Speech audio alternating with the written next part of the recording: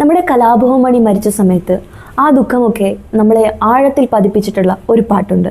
ആ പാട്ടാണ് ഇന്നലെ ഈ നേരത്ത് ഉമ്മറത്തിണ്ണയില്. ഈ പാട്ട് കേട്ടപ്പോൾ ഈ പാട്ട് പാടിയ ആളെ നിങ്ങൾക്ക് മനസ്സിലായി കാണൂ. എന്നാൽ ഈ പാട്ട് പാടി ഈണം നൽകിയിട്ടുള്ള ഒരാളെ കുറിച്ചിട്ടാണ് ഇന്നത്തെ മ്യൂസിക് സ്റ്റോറീസിൽ പറയാൻ പോകുന്നത്. ആളാരാണെന്ന് നിങ്ങൾക്ക് മനസ്സിലായില്ലെങ്കിൽ വൈറലായിട്ടുള്ള അതായത് ഈ പാട്ട് നിങ്ങളൊന്ന് കേട്ടു നോക്കൂ. ഇപ്പോഴും മനസ്സിലാവാത്തവർക്ക് വേണ്ടി ഞാൻ പറഞ്ഞു തരാം. പ്രദീപ് ഇരിങ്ങാലക്കുട എന്നാണ് ആ മഹാനായ മനുഷ്യൻ്റെ പേര്. അദ്ദേഹം ഒരുപാട് പാട്ടുകൾക്ക് വേണ്ടിയിട്ട് ഈണം നൽകുകയും പാട്ടുകൾ എഴുതുകയും ആലപിക്കുകയും ഒക്കെ ചെയ്തിട്ടുണ്ട്. അദ്ദേഹം തൻ്റെ 37ാമത്തെ വയസ്സിൽ മരിച്ചുപോയി.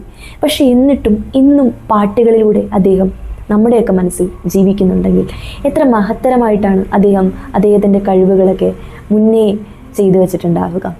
മാത്രമല്ല, ഞാനൊക്കെ എൻ്റെ ചെറുപ്പത്തിൽ ഈ അദ്ദേഹത്തിൻ്റെ പാട്ടുകളൊക്കെ ആരാണ് പാടിയതെന്നോ എന്താണ് ഇതിൻ്റെ സോഴ്സ് എന്ന് അറിയാതെ പാടിക്കൊണ്ട് നടന്നിട്ടുണ്ടായിരുന്നു.